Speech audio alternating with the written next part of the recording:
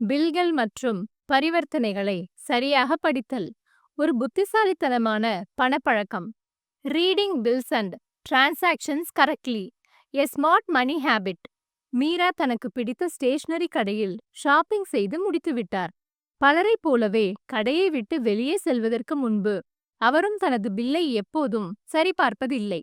ஆனால் இன்று அவருடைய தோழி அதில் ஏதோ ஒரு தவறு நடந்திருப்பதை கவனிக்கிறார்.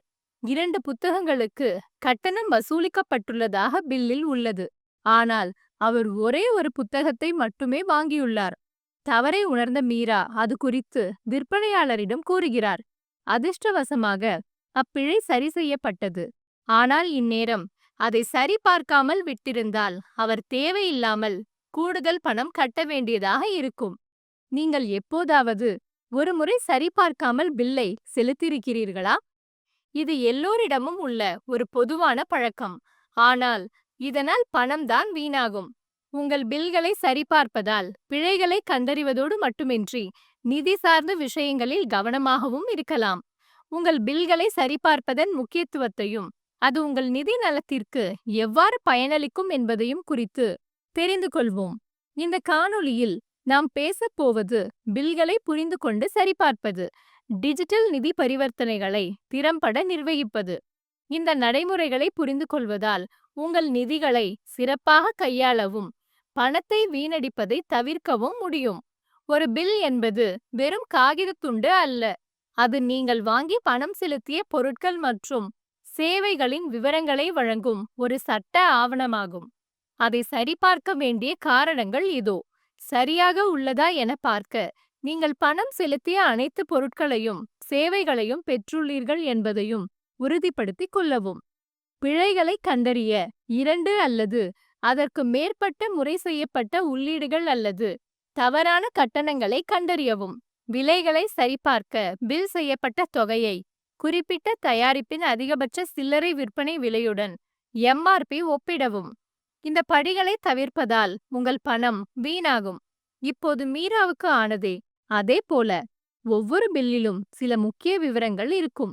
மொத்த தொகை, இது நீங்கள் செலுத்த வேண்டிய இறுதி தொகை, இது நீங்கள் எதிர்பார்த்த தொகையுடன் ஒத்துப்போகிறதா என்பதை எப்போதும் சரிபார்க்கவும்.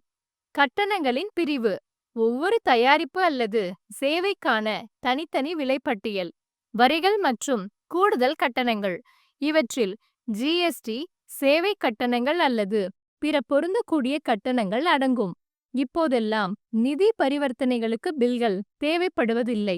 நீங்கள் இவற்றில் எதை மேற்கொண்டாலும் சரி. UPI அல்லது நெட் பேங்கிங் மூலம் பணத்தை அனுப்புதல், வாடகை, பயன்பாட்டு கட்டணங்கள் அல்லது EMIகளை செலுத்துதல், பணத்தை டெபாசிட் செய்தல் அல்லது ATMகளில் இருந்து பணம் எடுத்தல், பாஸ்புக்குகள் மற்றும் நிதி அறிக்கைகளை பார்ப்பது போன்றவை. உங்கள் வங்கியின் பாஸ்புக் அல்லது நிதி அறிக்கை என்பது அனைத்து நிதி சார்ந்த செயல்பாடுகளின் பதிவாகும். அதை அவ்வப்போது சரிபார்ப்பது எதிர்பாராத கட்டணங்கள் அல்லது பிழைகளை கண்டறிய உதவும். சரியாக உள்ளதா என்பதை உறுதிப்படுத்த பெறுநரின் விவரங்கள் மற்றும் தொகையை இருமுறை சரிபார்க்கவும். உங்கள் பரிவர்த்தனை பதிவை தவறாமல் சரிபார்க்கவும். பிழைகளை உடனடியாக புகாரளிக்கவும். ஃபிஷிங் மின்னஞ்சல்கள், மெசேஜ்கள் அல்லது அழைப்புகள் போன்ற மோசடிகள் குறித்து எச்சரிக்கையாக இருங்கள். ஒவ்வொரு விவரத்தையும் சரிபார்த்து கண்காணித்து அது குறித்து கேள்வி எழுப்பும் பழக்கத்தை வளர்த்து கொண்டால் உங்கள் நிதி உங்களது கட்டுப்பாட்டில் இருக்கும். தேவையற்ற இழப்புகளை தவிர்க்கலாம். எப்போதும் இந்த கேள்விகளை மனதில் கொள்ளுங்கள். நான் சரியான விலையை செலுத்தினேனா? பணம் செலுத்திய அனைத்து பொருட்களையும் சேவைகளையும் பெற்றுவிட்டேனா? எனது பில்கள் அல்லது வங்கி அறிக்கைகளில் பிழைகள் ஏதேனும் உள்ளனவா?